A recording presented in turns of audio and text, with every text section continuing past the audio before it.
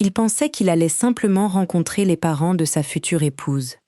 Il a acheté un vol pour Chiang Mai, loué une voiture et conduit 3 heures vers le nord, dans un petit village perdu dans les montagnes. Il a apporté des cadeaux, il a souri, et en moins de 72 heures, toute sa vision du monde, sa sécurité financière et son avenir ont été détruits. Je m'appelle Stella, je suis née et j'ai grandi en Thaïlande, et j'ai vu ces mêmes situations se reproduire des centaines de fois.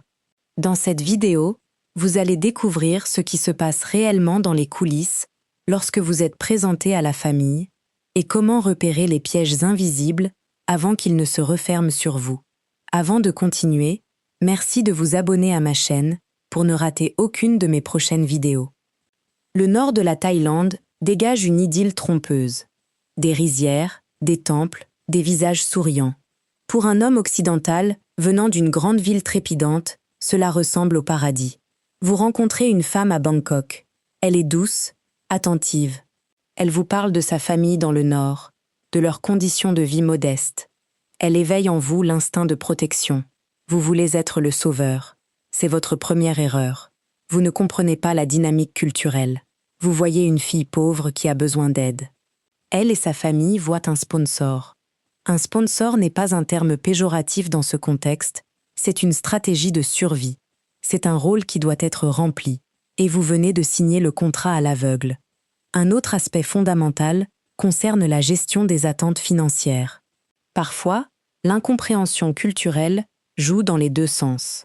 Un homme étranger plus âgé pourrait s'engager avec une jeune femme, croyant à une romance pure. Elle, de son côté, pourrait percevoir cette relation à travers le prisme de la Mia Noi, la seconde épouse ou maîtresse mineure.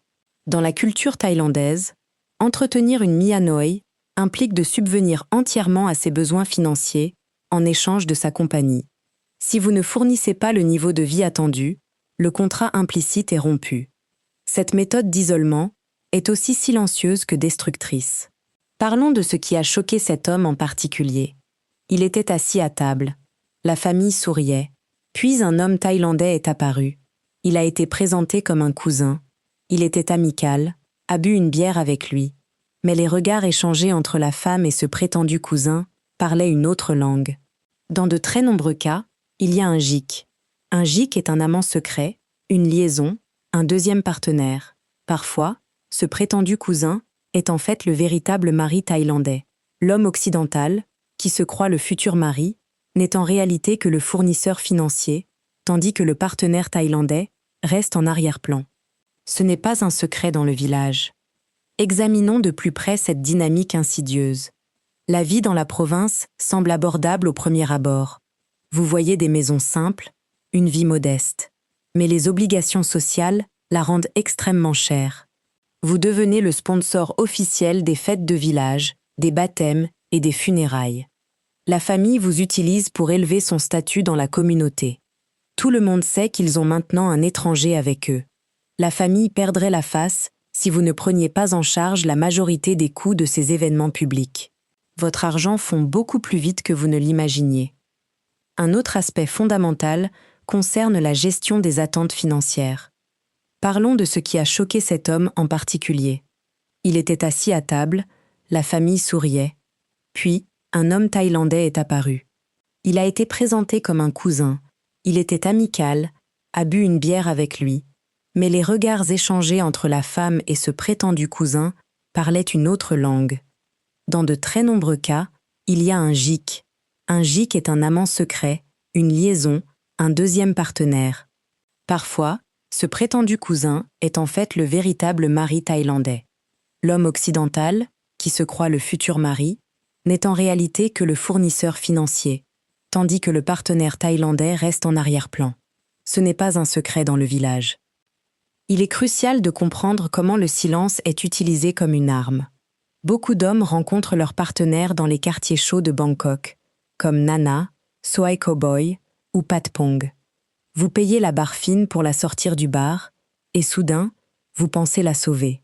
Vous la sortez de cet environnement, vous l'emmenez dans des endroits chics, comme Tonglor ou Assok, et vous croyez qu'elle laissera son passé derrière elle. Mais le modèle économique du bar la suit jusqu'à Chiang Mai. Sa famille s'est habituée aux revenus qu'elle envoyait de Bangkok. En la retirant du bar, vous assumez la responsabilité de compenser cette perte de revenus. Si vous ne le faites pas, la pression familiale l'obligera à y retourner. Il faut aussi prendre en compte l'influence de la communauté locale. Lorsque vous arrivez dans le village, vous n'entrez pas simplement dans une maison. Vous pénétrez dans un écosystème complexe et hiérarchisé. Chaque membre de la famille a une fonction. La mère, le père, l'oncle, la tante, les frères et sœurs. Et vous êtes le nouvel investisseur étranger.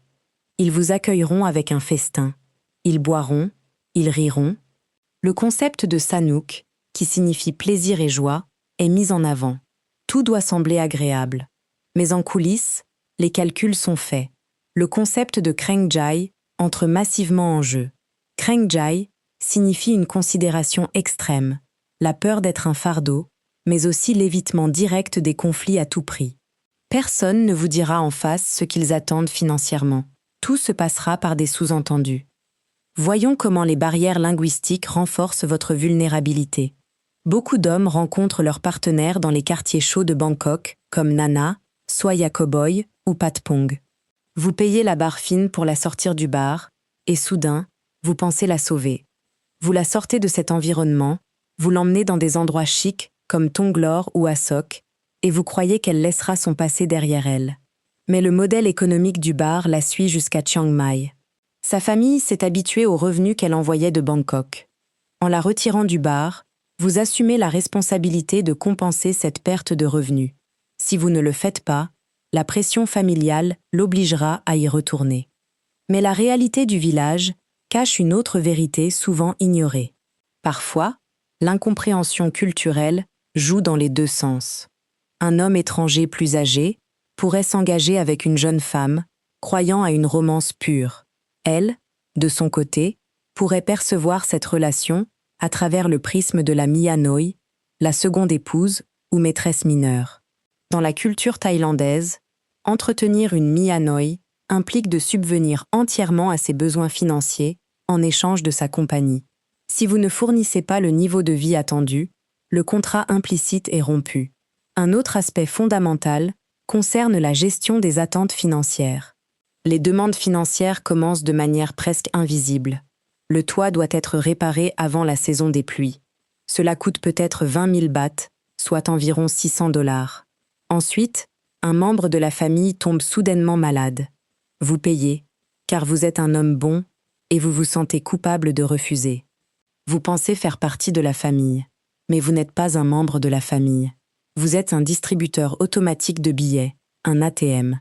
Et si vous commencez à imposer des limites, l'atmosphère change radicalement. C'est ici que la véritable nature de la transaction se révèle. Parlons de ce qui a choqué cet homme en particulier. Il était assis à table. La famille souriait. Puis un homme thaïlandais est apparu. Il a été présenté comme un cousin.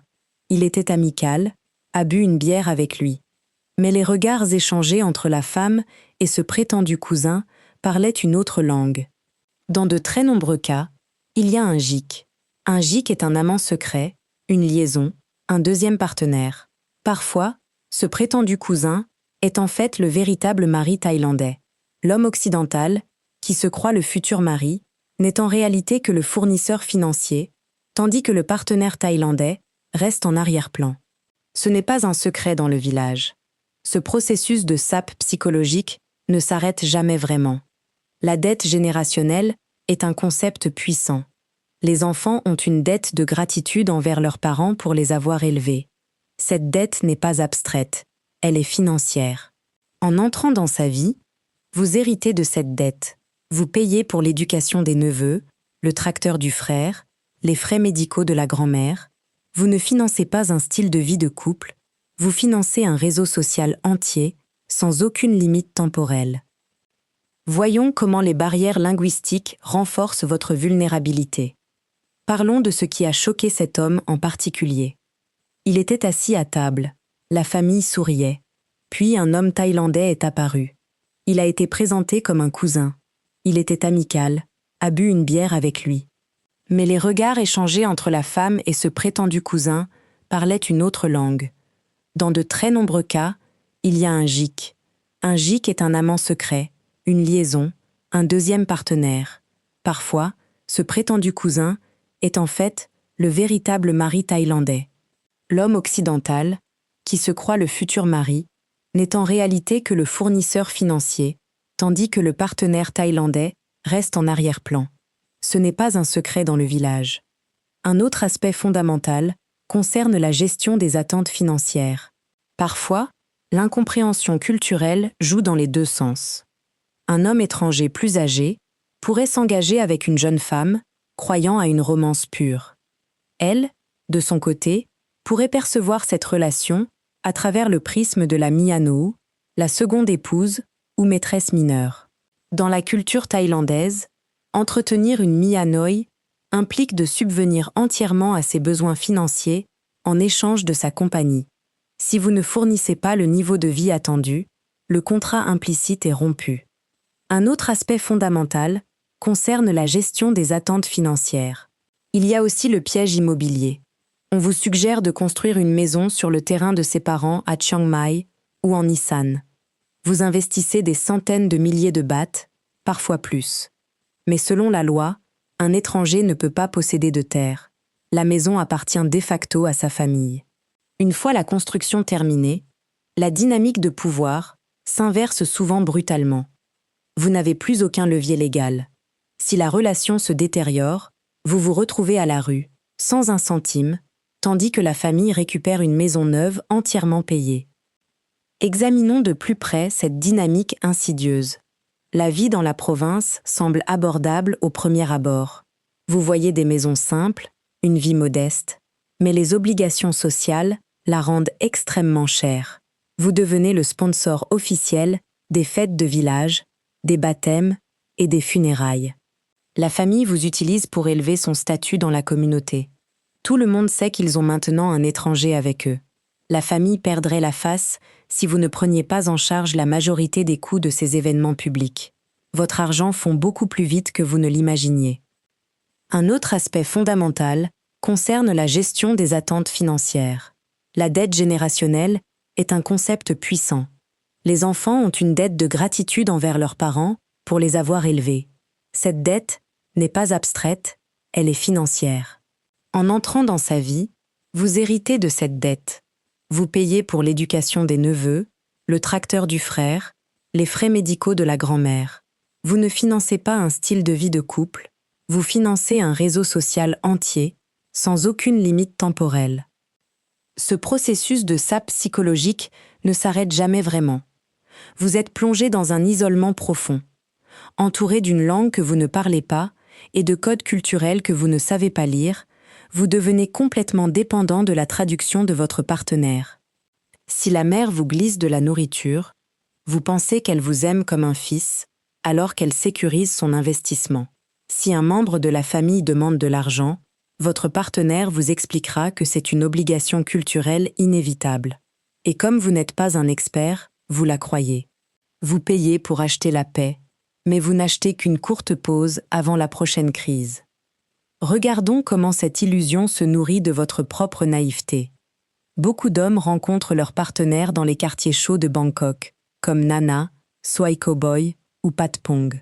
Vous payez la barre fine pour la sortir du bar, et soudain, vous pensez la sauver. Vous la sortez de cet environnement, vous l'emmenez dans des endroits chics comme Tonglor ou Asok, et vous croyez qu'elle laissera son passé derrière elle. Mais le modèle économique du bar la suit jusqu'à Chiang Mai. Sa famille s'est habituée aux revenus qu'elle envoyait de Bangkok. En la retirant du bar, vous assumez la responsabilité de compenser cette perte de revenus. Si vous ne le faites pas, la pression familiale l'obligera à y retourner. Cette méthode d'isolement est aussi silencieuse que destructrice. Il y a aussi le piège immobilier. On vous suggère de construire une maison sur le terrain de ses parents à Chiang Mai ou en Isan. Vous investissez des centaines de milliers de bahts, parfois plus. Mais selon la loi, un étranger ne peut pas posséder de terre. La maison appartient de facto à sa famille. Une fois la construction terminée, la dynamique de pouvoir s'inverse souvent brutalement. Vous n'avez plus aucun levier légal. Si la relation se détériore, Vous vous retrouvez à la rue, sans un centime, tandis que la famille récupère une maison neuve entièrement payée. Cette méthode d'isolement est aussi silencieuse que destructrice. Parfois, l'incompréhension culturelle joue dans les deux sens. Un homme étranger plus âgé pourrait s'engager avec une jeune femme, croyant à une romance pure. Elle, de son côté, pourrait percevoir cette relation à travers le prisme de la Mia Noi, la seconde épouse ou maîtresse mineure. Dans la culture thaïlandaise, entretenir une Mia Noi implique de subvenir entièrement à ses besoins financiers en échange de sa compagnie. Si vous ne fournissez pas le niveau de vie attendu, le contrat implicite est rompu. Examinons de plus près cette dynamique insidieuse. Il y a aussi le piège immobilier. On vous suggère de construire une maison sur le terrain de ses parents à Chiang Mai ou en Isan. Vous investissez des centaines de milliers de bahts, parfois plus. Mais selon la loi, un étranger ne peut pas posséder de terre. La maison appartient de facto à sa famille. Une fois la construction terminée, la dynamique de pouvoir s'inverse souvent brutalement. Vous n'avez plus aucun levier légal. Si la relation se détériore, vous vous retrouvez à la rue, sans un centime, tandis que la famille récupère une maison neuve entièrement payée. Examinons de plus près cette dynamique insidieuse. Parlons de ce qui a choqué cet homme en particulier. Il était assis à table. La famille souriait. Puis un homme thaïlandais est apparu. Il a été présenté comme un cousin. Il était amical, a bu une bière avec lui. Mais les regards échangés entre la femme et ce prétendu cousin parlaient une autre langue. Dans de très nombreux cas, il y a un gic. Un gic est un amant secret, une liaison, un deuxième partenaire. Parfois, ce prétendu cousin est en fait le véritable mari thaïlandais. L'homme occidental, qui se croit le futur mari, n'est en réalité que le fournisseur financier, tandis que le partenaire thaïlandais reste en arrière-plan. Ce n'est pas un secret dans le village. La manipulation de votre ego joue également un rôle central. Les demandes financières commencent de manière presque invisible. Le toit doit être réparé avant la saison des pluies. Cela coûte peut-être 50 000 bahts, soit environ 1 500 $. Ensuite, un membre de la famille tombe soudainement malade. Vous payez, car vous êtes un homme bon, et vous vous sentez coupable de refuser. Vous pensez faire partie de la famille. Mais vous n'êtes pas un membre de la famille. Vous êtes un distributeur automatique de billets, un ATM. Et si vous commencez à imposer des limites, l'atmosphère change radicalement. Dans cette structure, votre rôle est constamment redéfini sans votre accord. Il y a aussi le piège immobilier. On vous suggère de construire une maison sur le terrain de ses parents, à Chiang Mai ou en Isan. Vous investissez des centaines de milliers de bahts, parfois plus. Mais selon la loi, un étranger ne peut pas posséder de terre. La maison appartient de facto à sa famille. Une fois la construction terminée, la dynamique de pouvoir s'inverse souvent brutalement. Vous n'avez plus aucun levier légal. Si la relation se détériore, vous vous retrouvez à la rue, sans un centime, tandis que la famille récupère une maison neuve entièrement payée. Un autre aspect fondamental concerne la gestion des attentes financières. Lorsque vous arrivez dans le village, vous n'entrez pas simplement dans une maison. Vous pénétrez dans un écosystème complexe et hiérarchisé. Chaque membre de la famille a une fonction. La mère, le père, l'oncle, la tante, les frères et sœurs. Et vous êtes le nouvel investisseur étranger. Ils vous accueilleront avec un festin. Ils boiront, ils riront. Le concept de Sanuk, qui signifie plaisir et joie, est mis en avant. Tout doit sembler agréable. Mais en coulisses, les calculs sont faits. Le concept de Kreng Jai entre massivement en jeu. Kreng Jai signifie une considération extrême, la peur d'être un fardeau, mais aussi l'évitement direct des conflits à tout prix. Personne ne vous dira en face ce qu'ils attendent financièrement. Tout se passera par des sous-entendus. Laissez un commentaire et dites-moi si vous avez déjà été dans une situation similaire ou si vous connaissez quelqu'un qui a vécu cette dynamique. Vos expériences aident les autres à mieux comprendre la réalité. Et n'oubliez pas de vous abonner à la chaîne. Parallèlement, une autre pression psychologique se met en place. Parfois, l'incompréhension culturelle joue dans les deux sens. Un homme étranger plus âgé pourrait s'engager avec une jeune femme, croyant à une romance pure. Elle, de son côté, pourrait percevoir cette relation à travers le prisme de la Mia Noi, la seconde épouse ou maîtresse mineure. Dans la culture thaïlandaise, entretenir une Mia Noi implique de subvenir entièrement à ses besoins financiers en échange de sa compagnie. Si vous ne fournissez pas le niveau de vie attendu, le contrat implicite est rompu. Il est crucial de comprendre comment le silence est utilisé comme une arme. La dette générationnelle est un concept puissant. Les enfants ont une dette de gratitude envers leurs parents pour les avoir élevés. Cette dette n'est pas abstraite, elle est financière. En entrant dans sa vie, vous héritez de cette dette.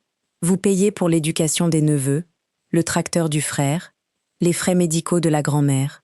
Vous ne financez pas un style de vie de couple, vous financez un réseau social entier, sans aucune limite temporelle.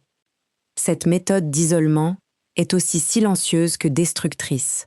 Lorsque vous arrivez dans le village, vous n'entrez pas simplement dans une maison. Vous pénétrez dans un écosystème complexe et hiérarchisé. Chaque membre de la famille a une fonction. La mère, le père, l'oncle, la tante, les frères et sœurs. Et vous êtes le nouvel investisseur étranger. Ils vous accueilleront avec un festin. Ils boiront, ils riront. Le concept de Sanuk, qui signifie plaisir et joie, est mis en avant. Tout doit sembler agréable. Mais en coulisses, les calculs sont faits. Le concept de Kreng Jai entre massivement en jeu. Kreng Jai signifie une considération extrême, la peur d'être un fardeau, mais aussi l'évitement direct des conflits à tout prix. Personne ne vous dira en face ce qu'ils attendent financièrement. Tout se passera par des sous-entendus. Ajoutez à cela une tactique de culpabilisation extrêmement efficace. Parlons de ce qui a choqué cet homme en particulier. Il était assis à table. La famille souriait. Puis un homme thaïlandais est apparu. Il a été présenté comme un cousin. Il était amical, a bu une bière avec lui. Mais les regards échangés entre la femme et ce prétendu cousin parlaient une autre langue. Dans de très nombreux cas, il y a un GIC. Un GIC est un amant secret, une liaison, un deuxième partenaire. Parfois, ce prétendu cousin est en fait le véritable mari thaïlandais. L'homme occidental, qui se croit le futur mari, n'est en réalité que le fournisseur financier, tandis que le partenaire thaïlandais reste en arrière-plan. Ce n'est pas un secret dans le village. Regardons comment cette illusion se nourrit de votre propre naïveté. Il y a aussi le piège immobilier. On vous suggère de construire une maison sur le terrain de ses parents à Chiang Mai ou en Isan. Vous investissez des centaines de milliers de bahts, parfois plus, mais selon la loi, un étranger ne peut pas posséder de terre. La maison appartient de facto à sa famille. Une fois la construction terminée, la dynamique de pouvoir s'inverse souvent brutalement. Vous n'avez plus aucun levier légal. Si la relation se détériore, vous vous retrouvez à la rue, sans un centime, tandis que la famille récupère une maison neuve entièrement payée. Dans cette structure, votre rôle est constamment redéfini sans votre accord. Lorsque vous arrivez dans le village, vous n'entrez pas simplement dans une maison. Vous pénétrez dans un écosystème complexe et hiérarchisé. Chaque membre de la famille a une fonction. La mère, le père, l'oncle, la tante, les frères et sœurs. Et vous êtes le nouvel investisseur étranger. Ils vous accueilleront avec un festin. Ils boiront, ils riront. Le concept de Sanuk, qui signifie plaisir et joie, est mis en avant. Tout doit sembler agréable, mais en coulisses, les calculs sont faits. Le concept de Kreng Jai entre massivement en jeu. Kreng Jai signifie une considération extrême, la peur d'être un fardeau, mais aussi l'évitement direct des conflits à tout prix. Personne ne vous dira en face ce qu'ils attendent financièrement. Tout se passera par des sous-entendus. Il faut aussi prendre en compte l'influence de la communauté locale. Il y a aussi le piège immobilier. On vous suggère de construire une maison sur le terrain de ses parents à Chiang Mai ou en Isan. Vous investissez des centaines de milliers de bahts, parfois plus. Mais selon la loi, un étranger ne peut pas posséder de terre. La maison appartient de facto à sa famille. Une fois la construction terminée, la dynamique de pouvoir s'inverse souvent brutalement. Vous n'avez plus aucun levier légal. Si la relation se détériore, vous vous retrouvez à la rue, sans un centime, tandis que la famille récupère une maison neuve entièrement payée. Regardons comment cette illusion se nourrit de votre propre naïveté. Les demandes financières commencent de manière presque invisible. Le toit doit être réparé avant la saison des pluies. Cela coûte peut-être 20 000 bahts, soit environ 600 $. Ensuite, un membre de la famille tombe soudainement malade. Vous payez, car vous êtes un homme bon et vous vous sentez coupable de refuser. Vous pensez faire partie de la famille. Mais vous n'êtes pas un membre de la famille. Vous êtes un distributeur automatique de billets, un ATM. Et si vous commencez à imposer des limites, l'atmosphère change radicalement. C'est ici que la véritable nature de la transaction se révèle. Vous êtes plongé dans un isolement profond. Entouré d'une langue que vous ne parlez pas et de codes culturels que vous ne savez pas lire, vous devenez complètement dépendant de la traduction de votre partenaire. Si la mère vous glisse de la nourriture, vous pensez qu'elle vous aime comme un fils, alors qu'elle sécurise son investissement. Si un membre de la famille demande de l'argent, votre partenaire vous expliquera que c'est une obligation culturelle inévitable. Et comme vous n'êtes pas un expert, vous la croyez. Vous payez pour acheter la paix, mais vous n'achetez qu'une courte pause avant la prochaine crise. Examinons de plus près cette dynamique insidieuse. Parfois, l'incompréhension culturelle joue dans les deux sens. Un homme étranger plus âgé pourrait s'engager avec une jeune femme, croyant à une romance pure. Elle, de son côté, pourrait percevoir cette relation à travers le prisme de la Mia Noi, la seconde épouse ou maîtresse mineure. Dans la culture thaïlandaise, entretenir une Mia Noi implique de subvenir entièrement à ses besoins financiers en échange de sa compagnie. Si vous ne fournissez pas le niveau de vie attendu, le contrat implicite est rompu. Il faut aussi prendre en compte l'influence de la communauté locale. Le Mei Pen Rai, cette expression thaïlandaise qui signifie « ce n'est pas grave » ou « pas de problème », est une façade fascinante. Lorsque tout va bien et que l'argent coule à flot, le Mei Pen Rai règne en maître. Mais dès que vous fermez le robinet financier, ce concept disparaît instantanément. L'indifférence joyeuse se transforme en une hostilité glaciale. C'est une forme de conditionnement psychologique. Vous êtes récompensé par des sourires tant que vous êtes docile et puni par un silence pesant dès que vous posez des questions. Une autre leçon brutale attend ceux qui ignorent les signaux d'alarme. Parfois, l'incompréhension culturelle joue dans les deux sens. Un homme étranger plus âgé pourrait s'engager avec une jeune femme, croyant à une romance pure. Elle, de son côté, pourrait percevoir cette relation à travers le prisme de la Mia Noi, la seconde épouse ou maîtresse mineure. Dans la culture thaïlandaise, entretenir une Mia Noi implique de subvenir entièrement à ses besoins financiers en échange de sa compagnie. Si vous ne fournissez pas le niveau de vie attendu, le contrat implicite est rompu. Ce processus de sape psychologique ne s'arrête jamais vraiment. La dette générationnelle est un concept puissant. Les enfants ont une dette de gratitude envers leurs parents pour les avoir élevés. Cette dette n'est pas abstraite, elle est financière. En entrant dans sa vie, vous héritez de cette dette.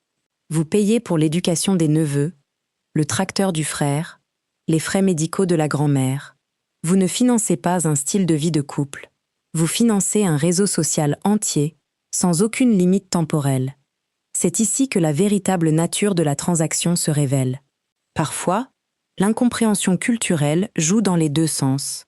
Un homme étranger, plus âgé, pourrait s'engager avec une jeune femme, croyant à une romance pure. Elle, de son côté, pourrait percevoir cette relation à travers le prisme de la Mia Noi, la seconde épouse ou maîtresse mineure. Dans la culture thaïlandaise, entretenir une Mia Noi implique de subvenir entièrement à ses besoins financiers en échange de sa compagnie. Si vous ne fournissez pas le niveau de vie attendu, le contrat implicite est rompu. Cette méthode d'isolement est aussi silencieuse que destructrice. La vie dans la province semble abordable au premier abord. Vous voyez des maisons simples, une vie modeste, mais les obligations sociales la rendent extrêmement chère. Vous devenez le sponsor officiel des fêtes de village, des baptêmes et des funérailles. La famille vous utilise pour élever son statut dans la communauté. Tout le monde sait qu'ils ont maintenant un étranger avec eux. La famille perdrait la face si vous ne preniez pas en charge la majorité des coûts de ces événements publics. Votre argent fond beaucoup plus vite que vous ne l'imaginiez. La manipulation de votre ego joue également un rôle central. Parfois, l'incompréhension culturelle joue dans les deux sens. Un homme étranger plus âgé pourrait s'engager avec une jeune femme, croyant à une romance pure. Elle, de son côté, pourrait percevoir cette relation à travers le prisme de la Mia Noi, la seconde épouse ou maîtresse mineure. Dans la culture thaïlandaise, entretenir une Mia Noi implique de subvenir entièrement à ses besoins financiers en échange de sa compagnie. Si vous ne fournissez pas le niveau de vie attendu, le contrat implicite est rompu. C'est ici que la véritable nature de la transaction se révèle. La dette générationnelle est un concept puissant. Les enfants ont une dette de gratitude envers leurs parents pour les avoir élevés. Cette dette n'est pas abstraite, elle est financière. En entrant dans sa vie, vous héritez de cette dette. Vous payez pour l'éducation des neveux, le tracteur du frère, les frais médicaux de la grand-mère. Vous ne financez pas un style de vie de couple. Vous financez un réseau social entier, sans aucune limite temporelle. Regardons comment cette illusion se nourrit de votre propre naïveté. Vous êtes plongé dans un isolement profond. Entouré d'une langue que vous ne parlez pas et de codes culturels que vous ne savez pas lire, vous devenez complètement dépendant de la traduction de votre partenaire. Si la mère vous glisse de la nourriture, vous pensez qu'elle vous aime comme un fils, alors qu'elle sécurise son investissement. Si un membre de la famille demande de l'argent, votre partenaire vous expliquera que c'est une obligation culturelle inévitable. Et comme vous n'êtes pas un expert, vous la croyez. Vous payez pour acheter la paix, mais vous n'achetez qu'une courte pause avant la prochaine crise. Dans cette structure, votre rôle est constamment redéfini sans votre accord.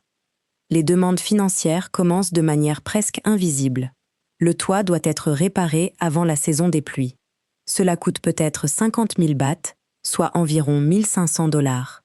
Ensuite, un membre de la famille tombe soudainement malade. Vous payez, car vous êtes un homme bon et vous vous sentez coupable de refuser. Vous pensez faire partie de la famille. Mais vous n'êtes pas un membre de la famille. Vous êtes un distributeur automatique de billets, un ATM. Et si vous commencez à imposer des limites, l'atmosphère change radicalement. Ajoutez à cela une tactique de culpabilisation extrêmement efficace. Parlons de ce qui a choqué cet homme en particulier. Il était assis à table, la famille souriait, puis un homme thaïlandais est apparu. Il a été présenté comme un cousin. Il était amical, a bu une bière avec lui. Mais les regards échangés entre la femme et ce prétendu cousin parlaient une autre langue. Dans de très nombreux cas, il y a un gic. Un gic est un amant secret, une liaison, un deuxième partenaire. Parfois, ce prétendu cousin est en fait le véritable mari thaïlandais. L'homme occidental, qui se croit le futur mari, n'est en réalité que le fournisseur financier, tandis que le partenaire thaïlandais reste en arrière-plan. Ce n'est pas un secret dans le village. Dans cette structure, votre rôle est constamment redéfini sans votre accord. Parfois, l'incompréhension culturelle joue dans les deux sens. Un homme étranger plus âgé pourrait s'engager avec une jeune femme, croyant à une romance pure. Elle, de son côté, pourrait percevoir cette relation à travers le prisme de la Mia Noi, la seconde épouse ou maîtresse mineure. Dans la culture thaïlandaise, entretenir une Mia Noi implique de subvenir entièrement à ses besoins financiers en échange de sa compagnie. Si vous ne fournissez pas le niveau de vie attendu, le contrat implicite est rompu. Regardons comment cette illusion se nourrit de votre propre naïveté. Il y a aussi le piège immobilier. On vous suggère de construire une maison sur le terrain de ses parents à Chiang Mai ou en Isan. Vous investissez des centaines de milliers de bahts, parfois plus. Mais selon la loi, un étranger ne peut pas posséder de terre. La maison appartient de facto à sa famille. Une fois la construction terminée, la dynamique de pouvoir s'inverse souvent brutalement. Vous n'avez plus aucun levier légal. Si la relation se détériore, vous vous retrouvez à la rue, sans un centime, tandis que la famille récupère une maison neuve entièrement payée. Une autre leçon brutale Attend ceux qui ignorent les signaux d'alarme. Le concept du visage, ou de la réputation, est au cœur de tout. La réalité de la dot, le SIN-SOD, est un champ de mine.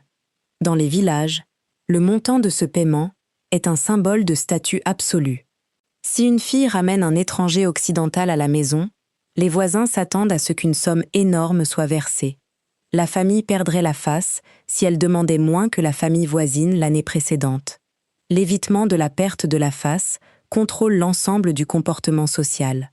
La famille exigera peut-être un demi-million de bahts, en vous assurant que c'est juste pour la cérémonie et qu'ils vous le rendront ensuite.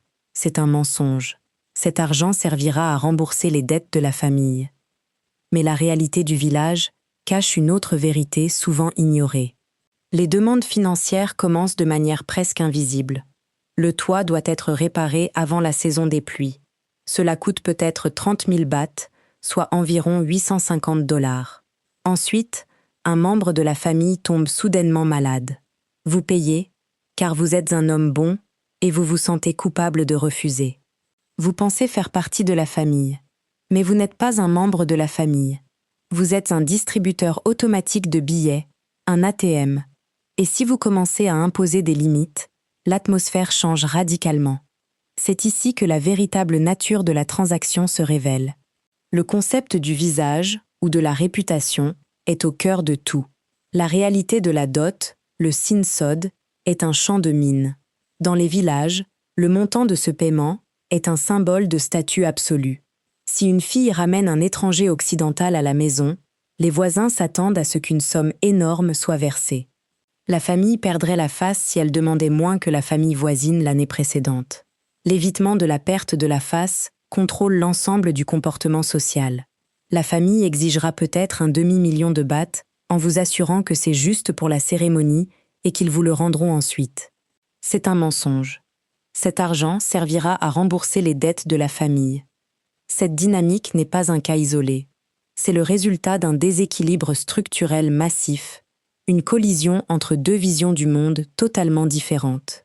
D'un côté, l'homme occidental qui recherche la romance et un partenariat égalitaire.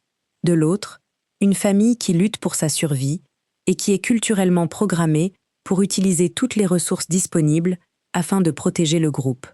Vous n'êtes pas le partenaire, vous êtes la ressource.